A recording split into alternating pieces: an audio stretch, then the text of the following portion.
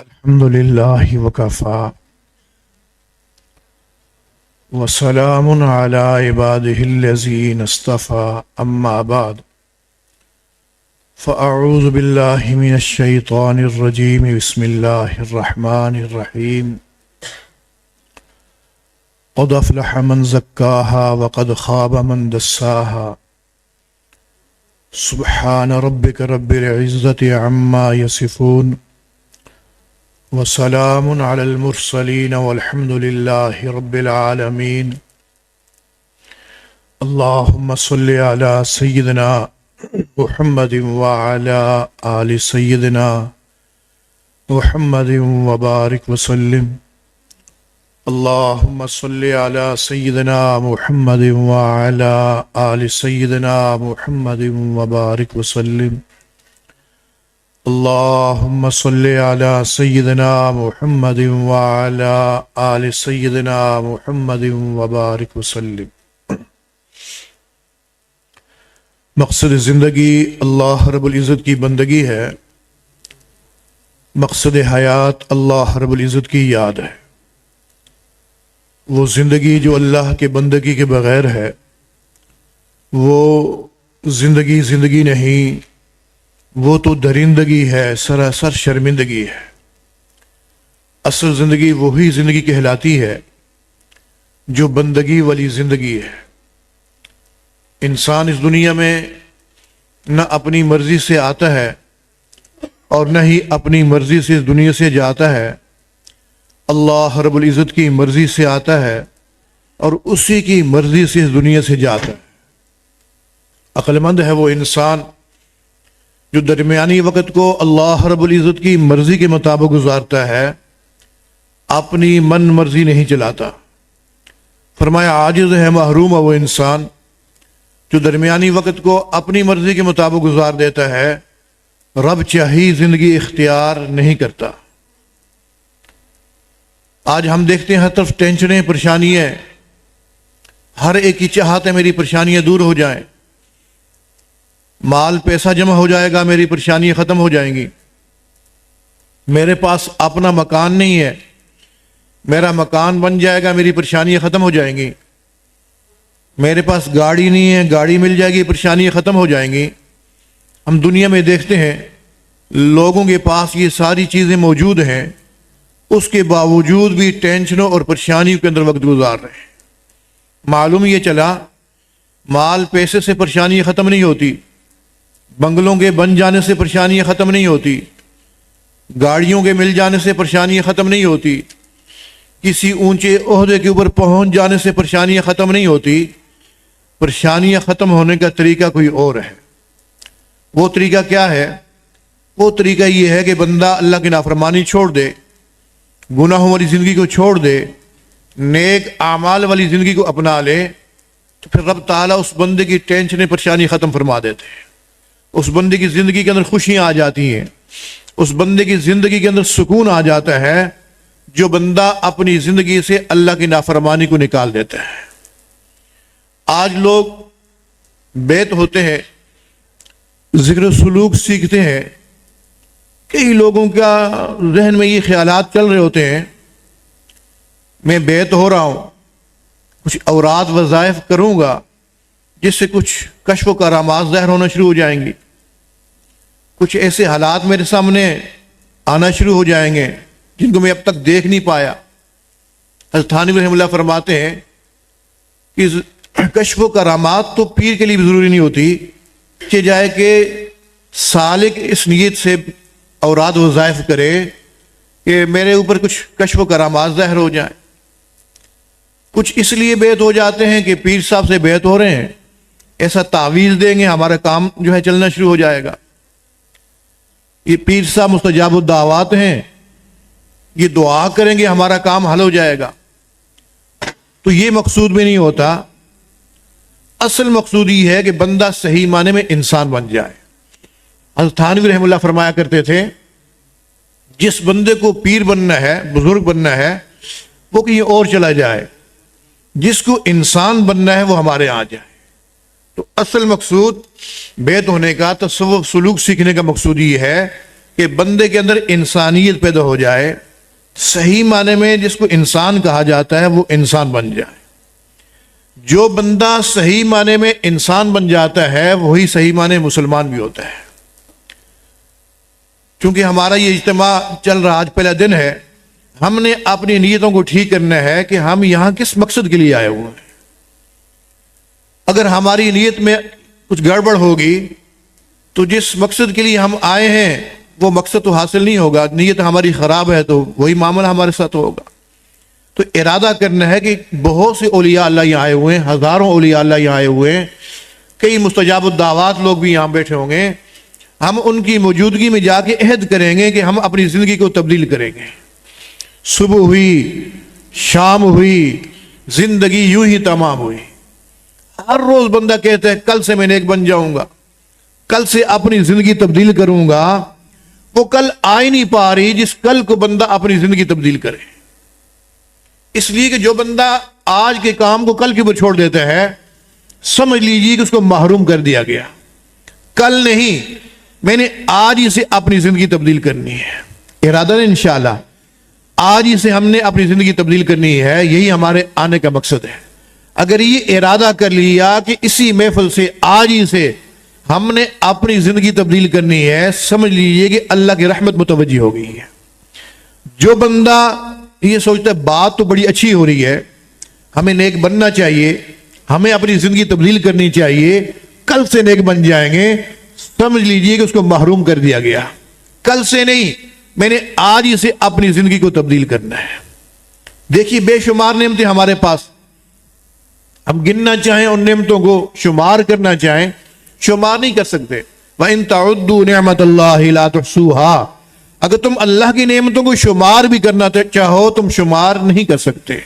مولا اگر آپ آنکھیں نہ دیتے میں نابینا ہوتا، کان نہ دیتے میں بہرا ہوتا، زبان نہ دیتے میں گونگا ہوتا، ہاتھ نہ دیتے میں لولا ہوتا، پاؤں نہ دیتے میں لنگڑا ہوتا، آپ صحت نہ دیتے میں بیمار ہوتا۔ یوں بندہ سوچتا جائے نا اللہ کی نعمتوں کو، اللہ نے کتنی زیادہ نعمتیں عطا فرمائی ہیں۔ بچپن میں ہم مدرسے میں پڑھتے تھے، مسجد میں پڑھتے تھے، وہاں کشمیر کے ایک علاقے میں، تو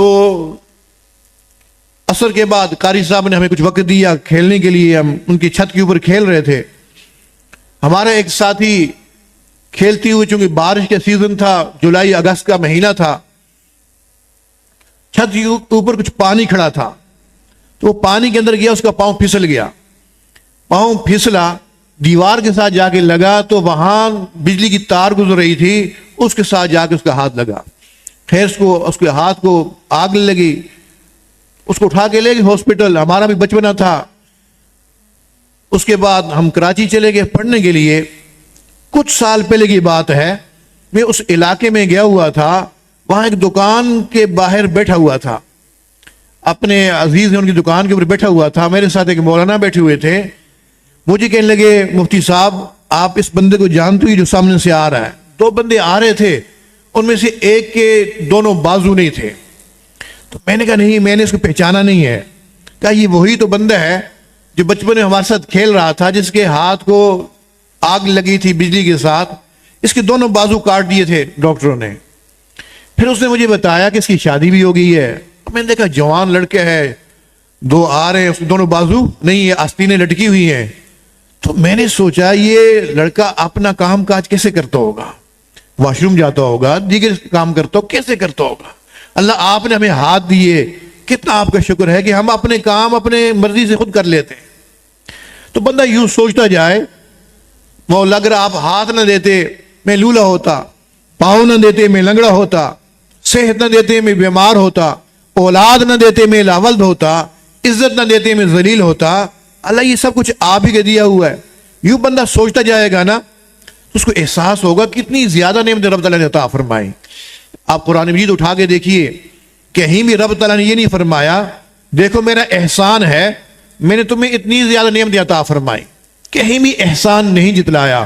لیکن ایک نعمت ایسی ہے، جب وہ نعمت رب تعالیٰ نے عطا فرمائی تو رب تعالیٰ نے احسان جتلایا، گویا وہ نعمت اللہ کے خزانے میں تھی ایک، جب رب تعالیٰ نے وہ عطا فرمائی تو رب تعالیٰ کو وہ نعمت دیتے ہوئے مزہ آ گیا.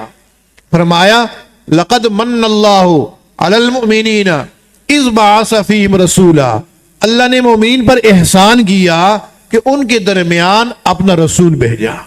یا اللہ آپ نے اتنی اعلیٰ نعمت ہمیں عطا فرمائی کہ جس نعمت کو پانے کے لیے وقت کے انبیاء علیہم السلام دعائیں کرتے گئے.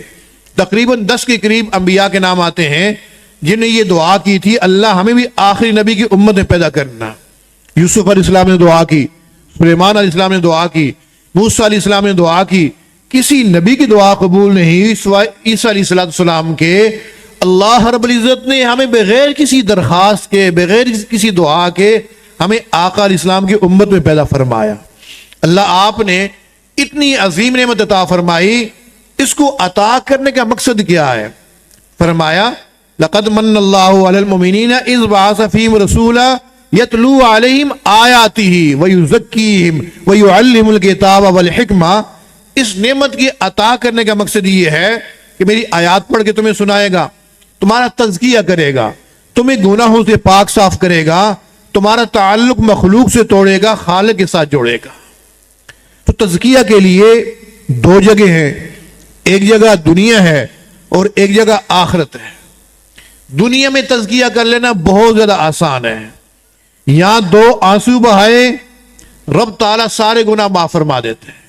صرف معاف ہی نہیں فرماتا بلکہ گناہوں کو نیکیوں میں تبدیل فرما لیتا ہے.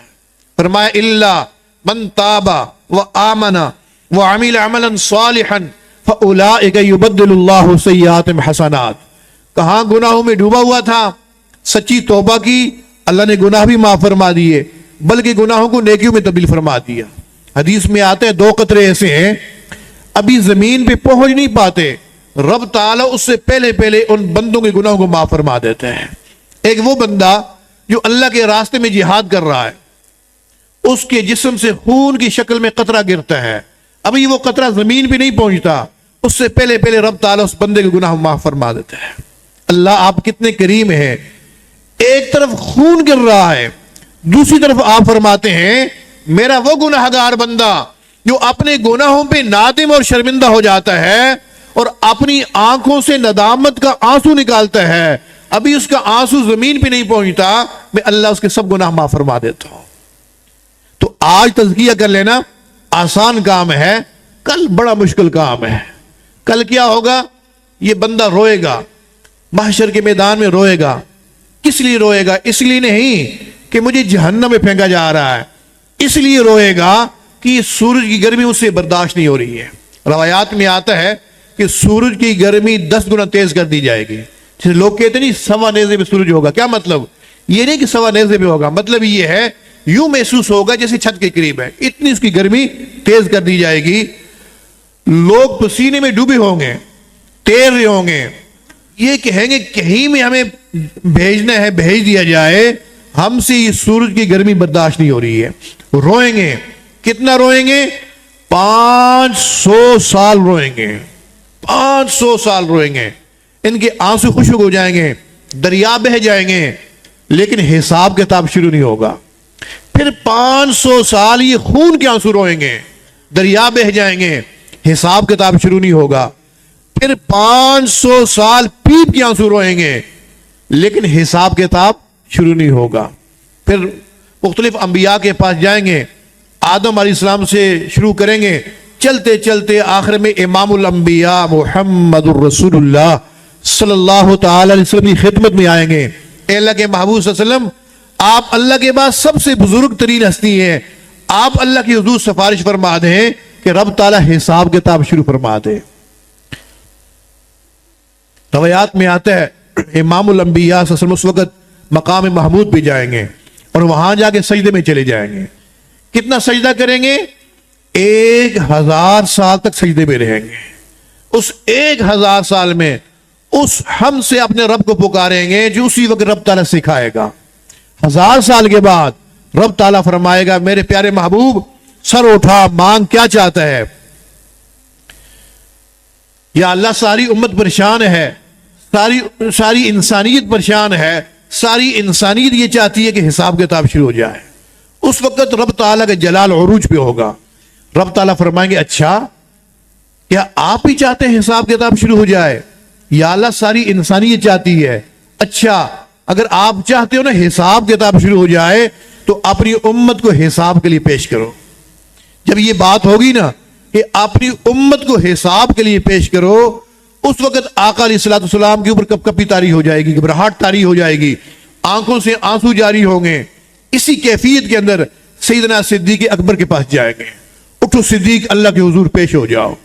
حضرت صدیق اکبر فرمائیں گے اللہ کے محبوب میں اس قابل نہیں ہوں، میں تو بعد میں جا کے مسلمان ہوا ہوں، کسی اور کو پیش کریں۔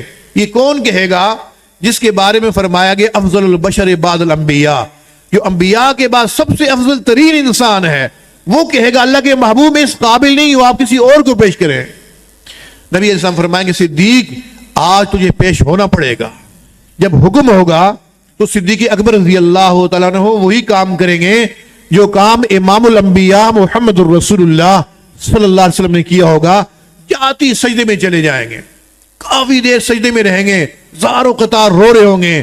رب تعالیٰ فرمائے گا اور میرے محبوب کی یار غار رو نہیں، اٹھ جنت میں چلا جا۔ پھر عمر رضی اللہ تعالیٰ کو پیش کیا جائے گا، وہ بھی زار و قطار رو رہے ہوں گے، اللہ کے محبوب میں اس قابل نہیں ہوں، نہیں عمر تجھے جانا پڑے گا۔ چنانچہ آتا ہے آخرت میں اللہ کی طرف سے جس بندے کے اوپر سب سے پہلے سلام پیش کیا جائے گا وہ عمر رضی اللہ تعالیٰ عنہ ہوں گے۔ عمر کیا بات ہے، رو نہیں، تو بھی صدیق کے ساتھ جنت میں چلا جا۔ پھر عثمان غنی رضی اللہ تعالیٰ کو پیش کیا جائے گا، وہ بھی زار و قطار رو رہے ہوں گے۔ حدیث میں آتا ہے کہ ان سے بھی آسان سی پوچھ ہوگی۔ ایک دفعہ آقا علیہ الصلوۃ والسلام عید کی نماز کی تشریف لے کے جا رہے تھے، سیدہ عائشہ صدیقہ رضی اللہ تعالیٰ نے قریب تشریف لائیں۔ آقا آج عید کا دن ہے، گھر میں پکانے کے لیے کسی کو دینے کے لیے کچھ بھی نہیں ہے۔ آج مدینہ کے لوگ، مدینہ کی بیوائیں، مدینہ کی یتیم ہمارے گھروں کا چکر لگائیں گے، لیکن ہمارے پاس ان کے لیے کچھ بھی نہیں ہے ان کو دینے کے لیے۔ اگر آپ کے پاس کچھ ہو تو آپ دیتے جائیں۔ نبی علیہ السلام نے فرمایا عائشہ میرے پاس تو کچھ بھی نہیں ہے۔ یہ فرما کر آپ علیہ الصلوۃ والسلام تشریف لے گئے، عید کی نماز پڑھائی۔ عید کی نماز پڑھانے کے بعد آپ تشریف لائے تو دیکھا سیدہ عائشہ رضی اللہ تعالیٰ نے کھانا بنا رہی تھی۔ عائشہ آپ تو کہہ رہی تھی کچھ بھی نہیں ہے، یہ اتنا سارا غلہ جو پڑا ہوا ہے یہ کہاں سے آ گیا؟ اللہ کے محبوب آپ تشریف لے گئے تھے نا تو صدیق عثمان غنی آئے تھے، وہ یہ مال دے کر گئے ہیں۔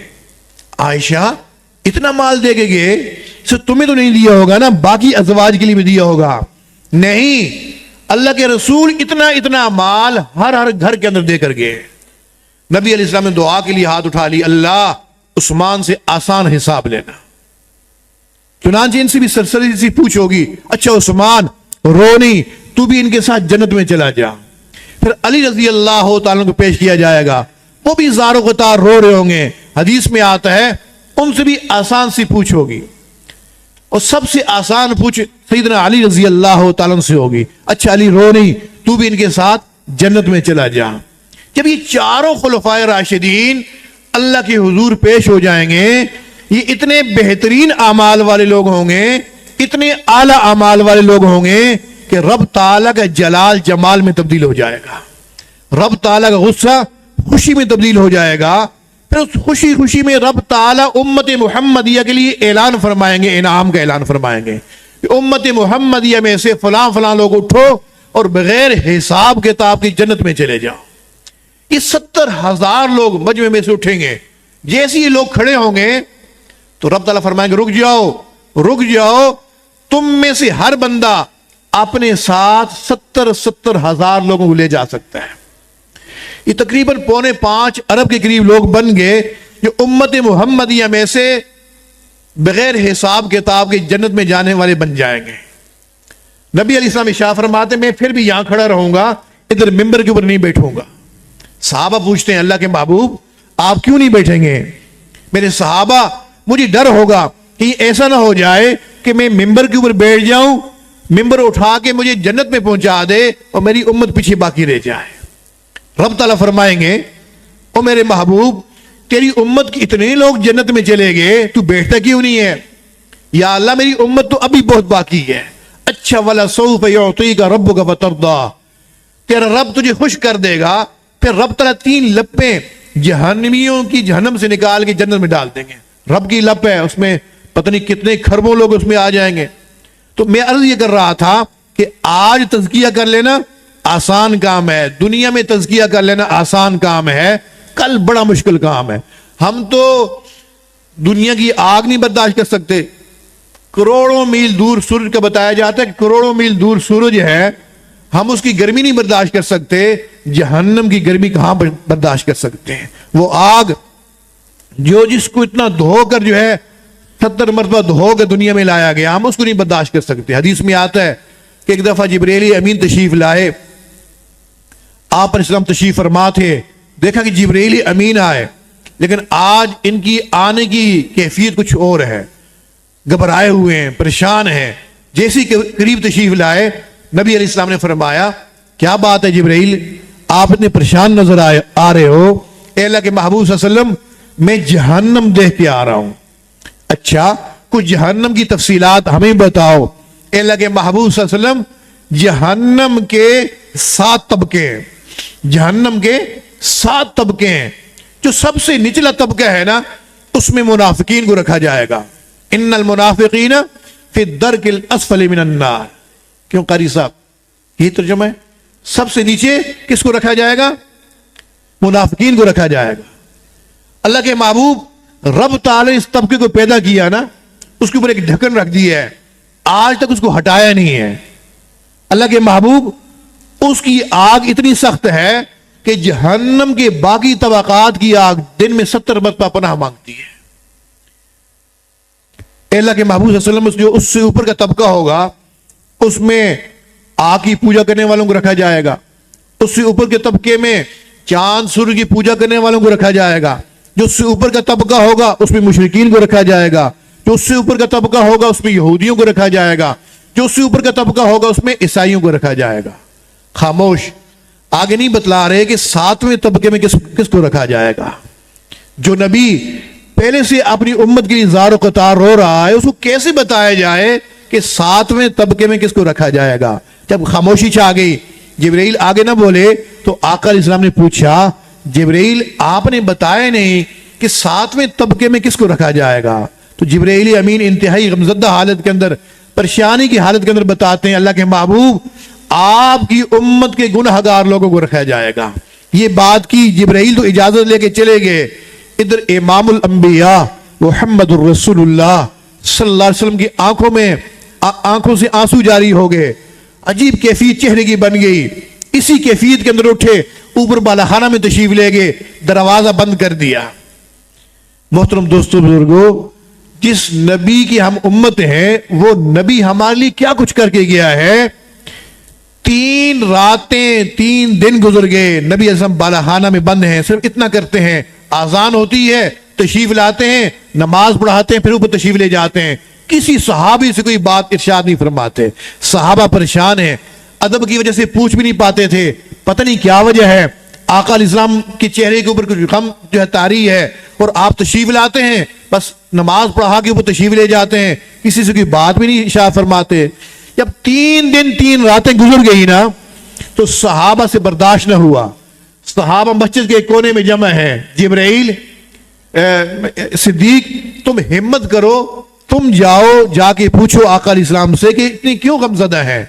صدیق اکبر رضی اللہ تعالیٰ عنہ بڑی ادب و آداب کے ساتھ جاتے ہیں، دروازے قریب پہنچ کے سلام پیش کرتے ہیں، لیکن سلام کا جواب نہیں سنتے، واپس تشریف لے آتے ہیں۔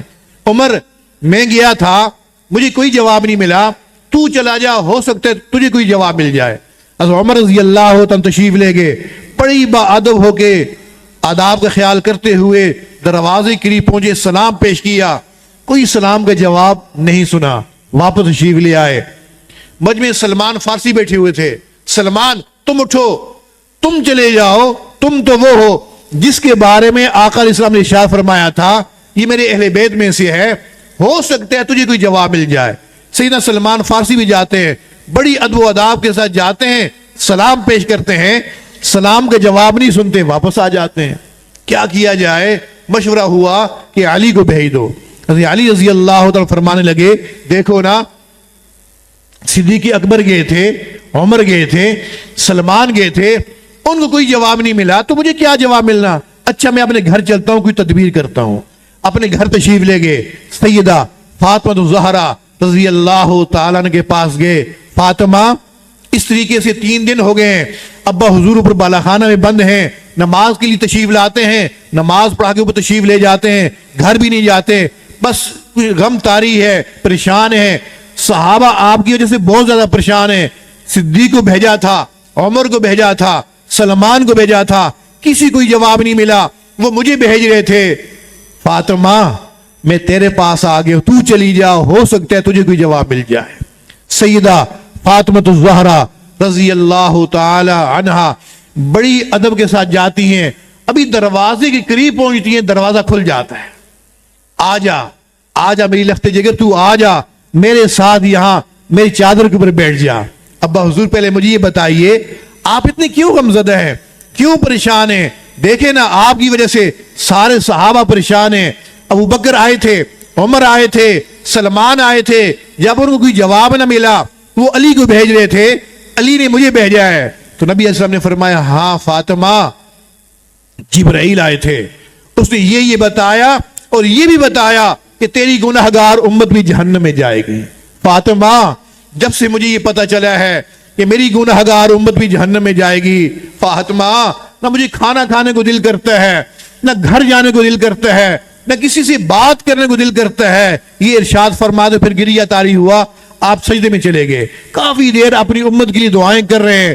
جب کافی دیر گزر گئی جبرائیل امین تشریف لے آئے، اللہ کے محبوب صلی اللہ علیہ وسلم رب تعالیٰ ارشاد فرماتا ہے آپ اتنا کیوں اپنی امت کے لیے رو رہے ہو، اتنا کیوں اپنی امت کے لیے غمزدہ ہو، اپنی امت کے لیے اتنا پریشان نہ ہو، میں اللہ تیری ساری امت کی مغفرت کر دوں گا، میں اللہ تیری ساری امت کی مغفرت کر دوں گا۔ تو میں عرض کر رہا تھا کہ ہم جہنم کی آگ کہاں برداشت کر سکتے ہیں؟ جب دنیا کی آگ نہیں برداشت کر سکتے، جہنم کی آگ کہاں برداشت کر سکتے ہیں؟ لہٰذا ارادہ کریں آج سے کہ ہم نے اپنے آپ کو گناہوں سے پاک صاف کرنا ہے۔ ہم جتنے یہاں لوگ آئے ہوئے ہیں، ہم آئے نہیں ہیں، ہر ایک کے کوئی نہ کوئی مسائل تھے، کوئی پریشانیاں تھیں، لیکن ہمت کی ہم آئے نہیں، ہمیں بلایا گیا ہے، ہمیں رب تعالیٰ خود یہاں لے کے آیا ہے۔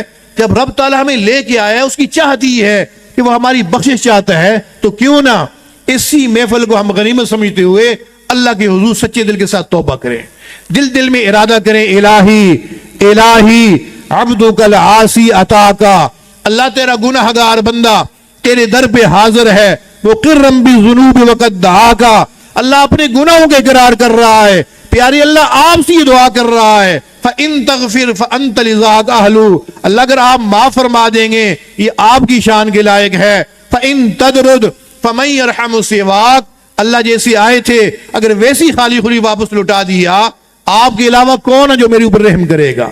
کس سے مانگے، کہاں جائیں، کس سے کہیں، اور دنیا میں حاجت روا کون ہے؟ سب کا داتا ہے تو، سب کو دیتا ہے تو، تیرے بندوں کا تیرے سوا کون ہے؟ جب بندہ یوں لو لگاتا ہے نا اپنے اللہ کے ساتھ، لو لگتی ہے تو رب تعالیٰ بہت کریم پروردگار ہے، وہ تو ہزاروں ماؤں سے زیادہ محبت رکھنے والا ہے، ہزاروں ماؤں سے، بلکہ کیا پوری دنیا کی جتنی مائیں ہیں ان تمام ماؤں کی محبت کو ایک جگہ پہ جمع کر دیا جائے، رب تعالیٰ اس سے بھی 70 گنا زیادہ محبت اپنے بندوں کے ساتھ فرماتا ہے۔ یہ نہ سوچیے کہ میرے گناہ زیادہ ہیں، اللہ کی رحمت بہت زیادہ ہے، اللہ کی رحمت بہت زیادہ۔ میں بات کو سمیٹ رہا ہوں، دیکھیے ایک لڑکا تھا نا، سب کو تنگ کر رہا تھا، سارے لوگ چھوڑ دیتے ہیں، سب لوگ چھوڑ دیتے ہیں، ایک ہستی ہوتی ہے جس کو ماں کہا جاتا ہے، ماں ساتھ دیتی رہتی ہے، لیکن یہ لڑکا اتنا بڑا بدبخت بن گیا کہ اس نے ماں جیسی ہستی کو ناراض کر دیا۔ اب اس کو احساس ہوا ایک ماں ہی تو تھی جو میرا ساتھ دیتی رہتی تھی، میں اس کو بھی ناراض کر بیٹھا۔ یہ جا کے ماں کے سامنے جا کے بیٹھتا ہے، کہتا امی مجھے معاف فرما دیں، امی مجھے معاف فرما دیں۔ ماں کہتی لڑکے تو نے مجھے اتنی تکلیفیں دی ہیں، اتنا دکھ دیا ہے، تو میرے سامنے آ کے بیٹھا ہے نا، میرے تن بدن میں آگ لگی ہے، اٹھ جا میرے سامنے سے۔ پھر کہتا امی معاف فرما دیں۔ ماں کہتی ہے چلا جا یہاں سے، کہ ایسا نہ ہو جائے میرے منہ سے کوئی بددعا کا لفظ نکل جائے۔ جب دیکھتا ہے نا ماں معاف کرنے کے اوپر نہیں آ رہی ہے، اس کی آنکھوں میں آنسو آ جاتے ہیں، ماں اپنی اولاد کے آنسو نہیں دیکھ سکتی، کہتی اچھا رو نہیں جا، تجھے معاف کر دیا۔ رب تعالیٰ اتنا کریم پروردگار ہے، رب تعالیٰ فرماتا ہے میرے بندو گناہ کر کر کے تم اپنا دل اتنا سخت کر بیٹھے ہو، تمہیں میرے سامنے رونا بھی نہیں آتا، ارے تم رونے جیسی شکل ہی بنا لو، رونے جیسی شکل ہی بنا لو، میں اس شکل کو قبول کر کے تمہارے سارے گناہ معاف فرما دوں گا۔ اللہ رب العزت اس اجتماع کو ہماری بخشی کا ذریعہ بنائے، ہماری زندگی کی تبدیلی کا ذریعہ بنا دے۔ وآخر دعوانا ان الحمد للہ رب العالمین۔